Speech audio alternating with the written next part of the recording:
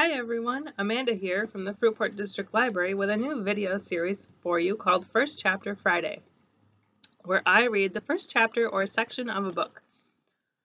Today we're going to be reading Tristan Strong Punches a Hole in the Sky, which is great for 5th through 8th grade readers who love fantasy adventure or are really into the Percy Jackson books. This is a great segue into other things. It's based in African mythology and it's actually part of the Rick Riordan Presents series, which he publishes a lot of diverse stories. So this is a great one if you're looking to try out a new adventure series. I think the first 2 books are out.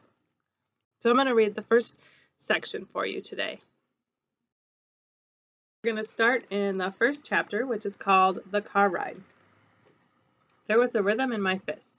Pop, pop. It told a story. Pop, pop. Everybody thought they knew the story. They'd seen it before. He'll get over it. It's a phase. Give him space.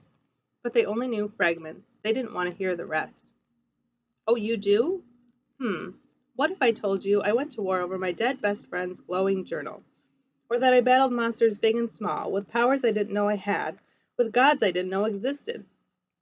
Would you believe me? Nah, you wouldn't. You got your own problems. You don't want to hear about my struggles, right? Oh, you do? Well, I gotta warn you, it's a wild ride, so buckle up, champ. Let me give you some truth, and I hope it returns back to me. Tristan, they're here! Pop. Mom's shout interrupted my groove. I stopped pummeling the small punching bag Dad had installed in my room and loosened the straps on my boxing gloves with my teeth. The gloves fell on the bed, and I dropped down next to them. Eddie's journal sat on my tiny desk in the opposite corner, still glowing, still unopened since his mother had given it to me at the funeral 2 weeks ago. My room was so small I could have reached out and grabbed the leather book, but that would mean dealing with it, and who deals with their problems by choice? Not me. Tristan Strong, my dad yelled from down the hall. I hated that name. It made me appear to be something I'm not. My name should have been Tristan Coward, or Tristan Failure, or Tristan Fake. Maybe Tristan, how could you lose your first boxing match? Anything but Tristan Strong. Mom's footsteps echoed through our tiny apartment, and then soft knocking sounded on my door. Tristan, baby, did you hear me? I cleared my throat. Yeah, I'm coming. The door opened and Mom peeked in. She was still wearing the Team Strong t-shirt from last night. I don't think any of us had gotten much sleep after we came back from my first bout. I stayed up nursing my pride, the only thing I really injured. My little fan club, Dad, Mom, and my grandparents on Dad's side, had tried to cheer me up, but I could see the disappointment written on everyone's faces, so I pretended to go to bed while they held whispered discussions into the wee hours of the morning. And now it was dawn, the time to get the show on the road. Mom's eyes took in the organized chaos of my room and crinkled when they landed on me. She crossed the floor in 2 steps, avoiding yesterday's untouched dinner in the process, and sat down on the mattress.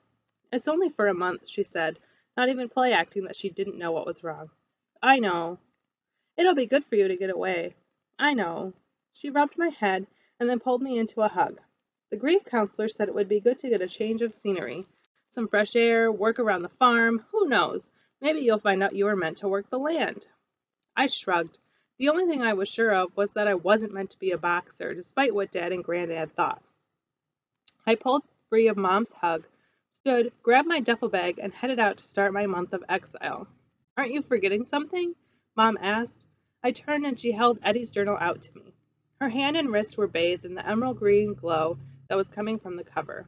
But, like everyone else I'd shown the journal to, she didn't notice any strange light. Mom mistook my confused frown for apprehension as she slipped the book into my bag. He wanted you to have it, Tristan. I know it's tough, but try to read it when you can, okay? I didn't trust myself to speak, so I nodded and headed to the front door. The decision to ship me to Granddad and Nana Strong's farm down in Alabama had been made without my input. Typical. My parents had talked about it a few times before, but after Eddie's death and my 3rd school fight in the 2 final weeks before summer break, well, I guess the time was right. At least I'd held my own in those school fights, unlike in the ring last night.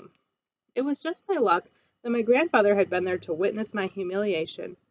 You outweighed that other kid by 7 pounds, Granddad had said after the match in his growling rasp of a voice. Set the family back by a decade. That's me, Tristan Disappointment, son of Alvin Wrecking Ball Strong, the best middleweight boxer to come out of Chicago in nearly 20 years. I had Dad's height and Granddad's chin, and boxing was supposed to run in my veins. I'd worn Granddad's old trunks, and Dad had worked my corner. The Strong legacy was expected to take another leap forward during my first match. Instead, it got knocked flat on its butt, twice. "You'll get him next time," was all Dad said, but I could tell he was let down, and that hurt almost as much as getting punched. So that's the first section of Tristan Strong. If you're interested in it, give us a call, put it on hold, and pick it up. It's a great story to get into, especially as it's getting cold outside and you're looking for some adventure. Thank you so much, and I hope you guys have a great weekend.